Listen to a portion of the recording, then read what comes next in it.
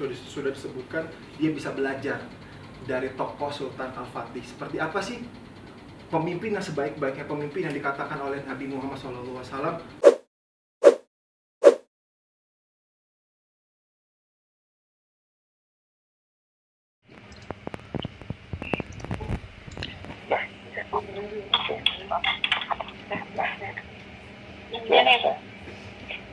Pertama, Assalamualaikum warahmatullahi wabarakatuh.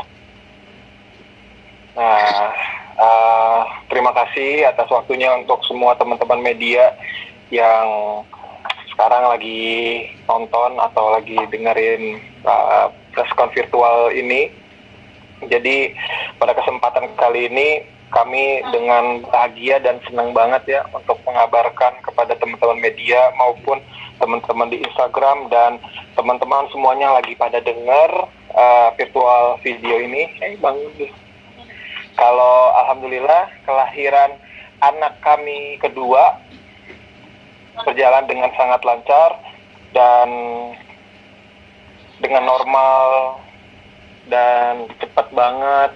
Alhamdulillah juga sekarang kami juga sudah bisa pulang ya untuk perawatan dan istirahatan di rumah. Jadi betul-betul bahagia sekali kami bisa menyampaikan ini. Pertama, eksklusif di teman-teman wartawan maupun di Instagram live Rumah Sakit Ibu dan Anak Bina Medika dan Iris Bella, istri saya. Begitu. Nah, untuk selanjutnya silakan tadi mau nanyain. Dia lagi bangun loh dia. Aku dulu ya. Oke. Tadi bagaimana saya bisa belajar menjadi suami siaga. Ini ada yang menarik ya.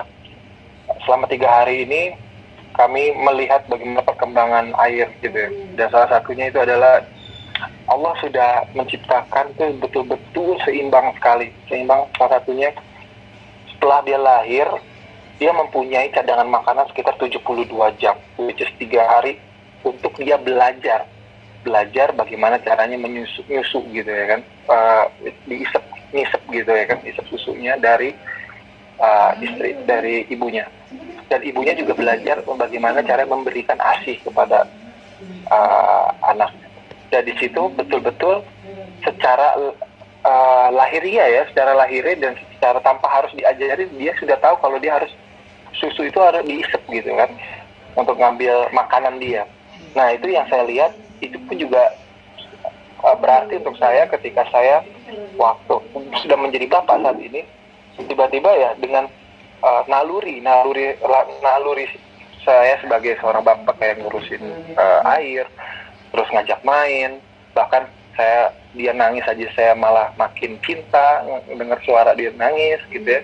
Dia hanya diem aja saya makin cinta setiap hari ngelihat dia gitu. Jadi kayak itu dengan sendirinya gitu loh. Allah memang sudah memberikan kesempurnaan itu kepada makhluknya manusia gitu kan, untuk bisa beradaptasi gitu.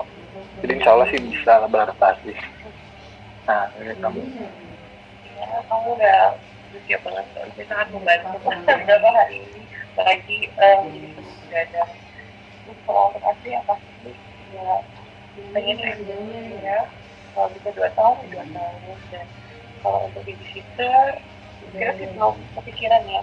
Iya, tapi sudah ada banyak laki-laki, ada mama, ada omanya, ada bubunya, uyutnya semua, ada keluarga yang bantu.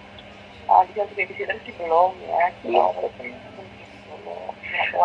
karena alhamdulillah pada ininya ya Iris kayak memang dia naluri sebagai seorang ibunya memang udah ada sih ya dari dulu. Jadi kayak memang insya Allah dia menjadi ibu yang baik.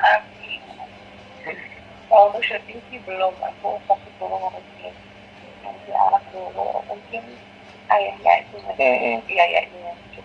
Iya. Kayaknya kan memang harus kan bertanggung jawab untuk menafkahi. Jadi kenapa kami banyak yang bertanya juga, kenapa sih namanya Air Rumi Akbar 1453 dan kenapa harus ada angkanya juga? Karena itu kan 1/1000 kali ya orang yang punya nama 1453 ataupun ada air nama orang gitu ya. Jadi sebenarnya memang berpusat kepada kami harapan ya.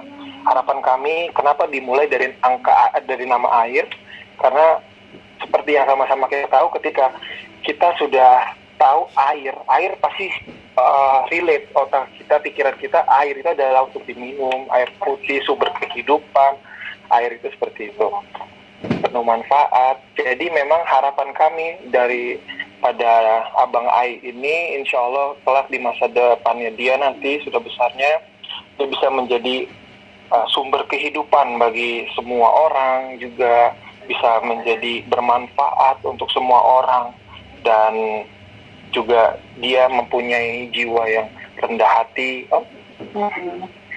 dan mengalir terus. Dia bisa menjadi siapapun gitu loh, seperti air yang ketika ditaruh di dalam gelas dia akan menjadi gelas, ketika dia taruh di dalam bak dia akan menjadi bak gitu ya. Jadi apapun dia intinya shapeless and formless. That point that begitu. Dan kenapa Rumi karena saya suka sekali dengan tokoh Sufi Jalaluddin Rumi, Mevlana Jalaluddin Rumi, dan syair-syairnya itu begitu bagus ya. Kami berharap dia juga bisa menjadi filosofi tentang pecinta, bagaimana mencintai kepada sang pencipta, dan bagaimana caranya mencintai kepada hablum minan nas, kepada sesama manusia gitu loh. Jadi dia mempunyai jiwa yang lembut dan bijaksana. Dan Rumi pun juga arti dari bahasa Sanskerta adalah tampan ya, atau daya tarik.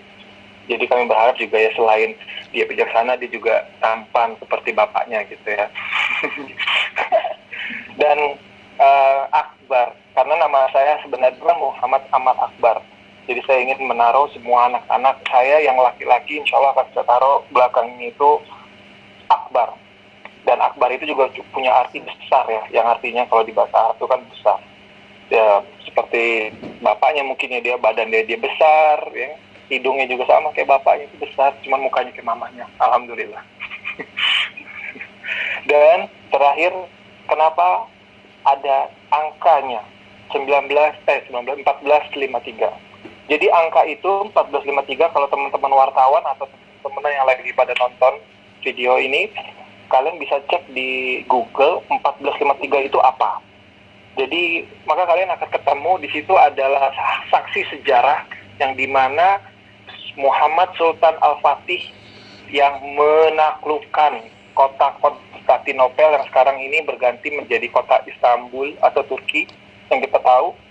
Dan di tahun 1453 itu juga sudah pernah dikatakan oleh Nabi Muhammad SAW akan adanya seorang pemimpin yang sebaik-baiknya pemimpin dan sebaik-baiknya pasukan yang akan menaklukkan kota Konstantinopel, yang dimana di zaman itu kota Konstantinopel itu adalah ibu kota jantungnya negara seluruh dunia gitu loh. Ibaratnya kalau sekarang mungkin Amerika kali ya. Nah, dan situ juga sekaligus kebangkitan Islam Utsmaniyah, pemerintahan Utsmaniyah di Istanbul, Turki. Jadi kami berharap dengan nama air, ada angka 1453 ini bisa menjadi pengingat untuk dia ketika, oh apa sih, kenapa sih nama gue itu harus ada angkanya, bapak gue naruh angkanya. Dan dia searching di Google, mungkin masanya dia bukan Google lagi kali, atau apa gitu ya namanya. Dan pas dia searching dan dia lihat, oh iya, ternyata di tahun segini pernah ada seorang anak muda umur 21 tahun yang menaklukkan kota Konstantinopel, yang mana 1700 tahun sudah pernah dilakukan oleh bapak kakek-kakeknya tapi tidak pernah berhasil. Dan di mana anak muda ini sudah dikatakan di hadis sahih ya Nabi Muhammad SAW kalau dialah yang akan menaklukkan Konstantinopel.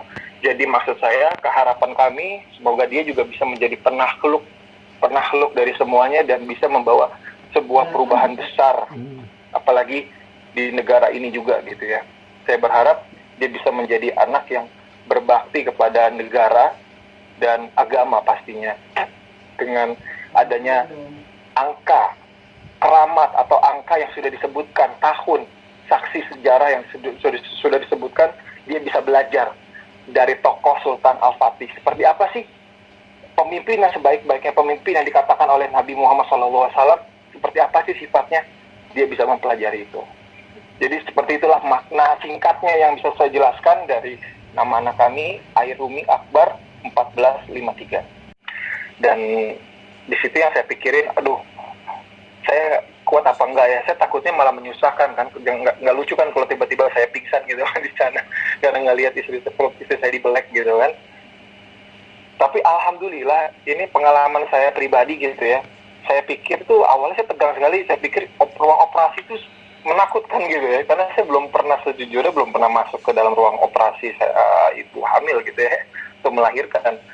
Dan tapi ternyata pas saya masuk ke dalam itu, ya Allah, ternyata pelaksananya itu terus dokter-dokternya sangat bisa membawa suasana yang tadinya tegang, hati saya bisa jadi tenang, bisa jadi ketawa, bahkan bisa ngobrol sama dokternya sambil dokter-dokter itu sambil melakukan tindakan, dia sambil ngobrol biasa banget gitu, kayak memang udah tampil untuk melakukan itu gitu ya.